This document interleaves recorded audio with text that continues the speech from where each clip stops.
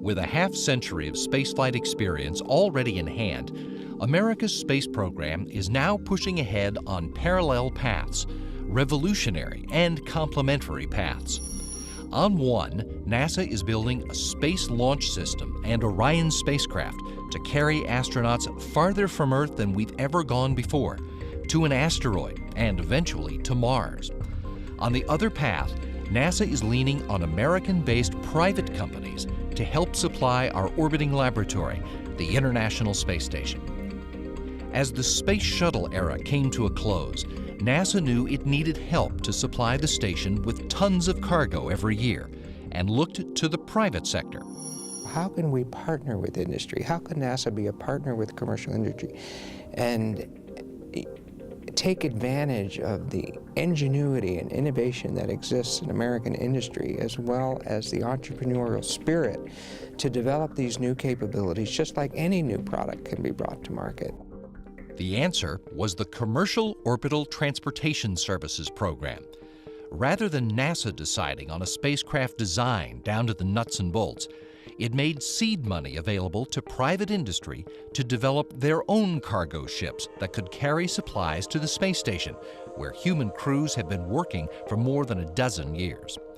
California-based SpaceX won its COTS agreement in 2006. Its Dragon spacecraft successfully performed a test flight in May 2012 and completed its first fully operational mission late in the year. SpaceX flights continue each year, taking tons of supplies and science up to the station, and just as importantly, returning science experiments back to Earth for study. Now, Virginia-based Orbital Sciences Corporation, which won its COTS agreement in 2008, is about to join the club with its Cygnus spacecraft. After Orbital performs a Cygnus test flight to the station, it too will begin flying routine delivery flights to the orbiting complex.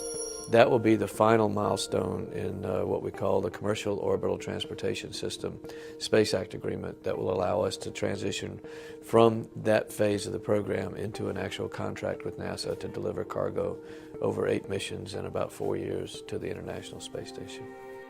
Cygnus rides to orbit on the Antares, a 2-stage launch vehicle designed to provide reliable access to low Earth orbit for payloads of more than 5,000 kilograms. Its design incorporates components from leading global suppliers and uses subsystems that are already deployed successfully on Orbital's other rockets, the Pegasus, Taurus, and Minotaur launch vehicles that have been flying for years.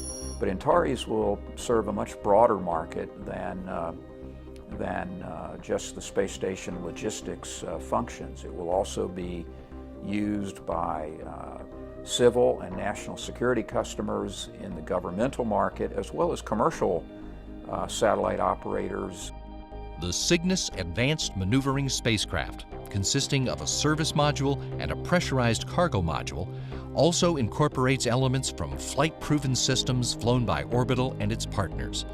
The service module avionics systems are from Orbital's LeoStar and GeoStar satellite lines. The propulsion and solar power systems from the GeoStar communications satellites.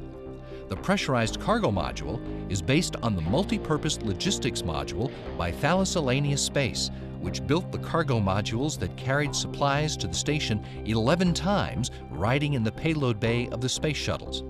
With a pressurized volume of nearly 19 cubic meters, Cygnus can deliver a total cargo mass of 2,000 kilograms.